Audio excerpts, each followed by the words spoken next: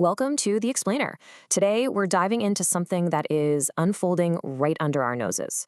We're looking at a massive, rapid, and undeniably real military modernization happening all across the globe. And we're going to apply the principles of documentary filmmaking to map it all out. Because this isn't just some theoretical exercise. This is happening right now. Think of it like a documentary script. Before a director ever yells action, they map out reality, separating fact from fiction to build a conceptual framework. That's exactly what we're going to do with the future global military landscape. In a world totally flooded with speculation and rumors, we are going to stick strictly to what is observable, verifiable, and currently underway. No fiction, just the cold, hard facts, laid out so we can actually wrap our heads around these monumental shifts. So here's our script for today. 1. America's next-gen fighter. 2. China's fourth aircraft carrier. 3. Japan's evolving defense posture. And 4. The future military landscape. All right, let's get right into it. Section 1. America's next-gen fighter.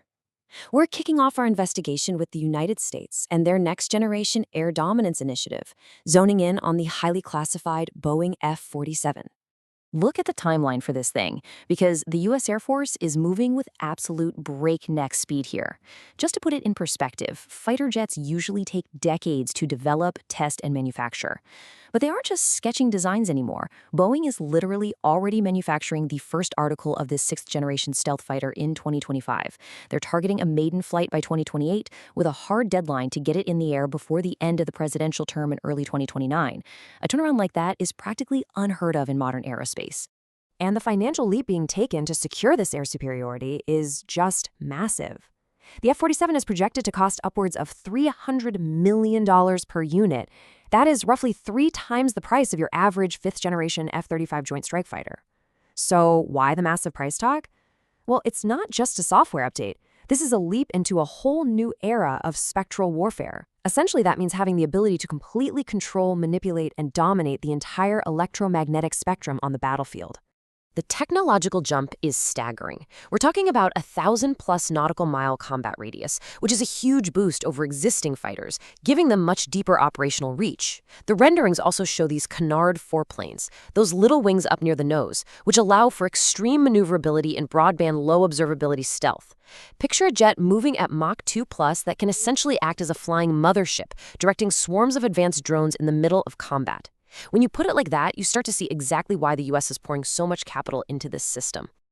Moving on to Section 2, China's fourth aircraft carrier. Let's see how this global buildup continues as we shift our focus over to the massive naval expansion currently happening at China's Dalian shipyard. Relying on satellite imagery to separate fact from fiction, we can verify that the new Type 004 carrier is significantly larger than its predecessor, the Fujian. With a beam width of 46 meters, this thing is an absolute behemoth on the water.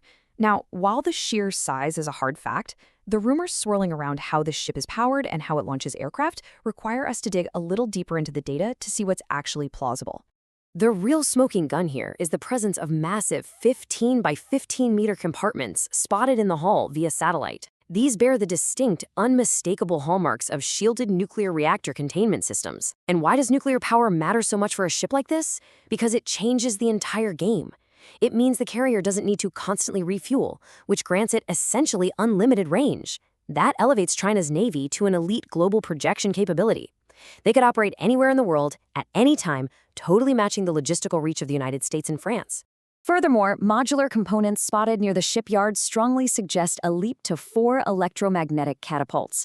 For context, the conventionally powered Fujian uses 3. Electromagnetic catapults replace the older, clunky steam-powered systems, making for smoother, faster, and much heavier aircraft launches. Bumping that capacity up to 4 catapults puts it directly on par with the U.S. Ford-class supercarriers, massively accelerating how fast they can get fighters into the sky during a high-stakes conflict. Which brings us to Section 3, Japan's evolving defense posture. We're pivoting now to a nation where this push for heavy military modernization is actively clashing with a deeply rooted post-World War II pacifist constitution. What we are observing in Japan is an incremental, highly systemic shift. Critics actually call this a salami slicing approach. The idea is you make changes so thin and incremental that no single slice causes outrage, until eventually the entire system has evolved.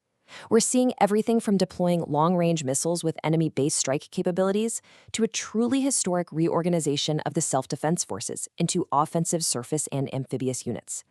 And all of this is unfolding alongside intense political momentum to officially revise the Constitution. Just listen to the weight of this quote from former SDF officer Makoto Konishi. He states, Japan's defense posture is deviating from the principle of exclusively defense-oriented policy and moving toward a military system capable of real combat. He is openly acknowledging the internal friction. This is clearly no longer just about territorial defense. It is about building a modernized system ready for real offensive engagement. Naturally, this transformation is sparking intense regional backlash. As impartial documentarians of these facts, we have to note that sources like China's People's Daily are strongly condemning this shift, framing it as a dangerous rise of neo-militarism. They point to controversial historical lectures given to the SDF and visits by officials to the Yasukuni Shrine, a site honoring Japan's war dead, including convicted war criminals, as direct evidence that Japan is stripping away its facade of proactive pacifism and leaning heavily into bloc confrontation. To really understand this friction, we have to look back at the past. Jun Takami wrote this on the very day Japan surrendered in 1945. The terrifying power of the military once controlled everything. Will a truly healthy democratic society emerge in Japan? That fear of a military running unchecked isn't just some dusty historical footnote. It is the exact anxiety driving the geopolitical debate in Japan today as the country rapidly arms itself. All right, let's step back for Section 4, the future military landscape. This is the final, overarching view of our conceptual map, so we can really grasp the true scale of this global buildup. When we compile the data from all our sources, the global investments happening right now are nothing short of monumental. We are seeing individual national defense budgets like the United States' approach a staggering $895 billion. Just take a second to process that number. The financial capital being poured into sixth-generation fighters, nuclear supercarriers, and advanced munitions right this second is historically unprecedented.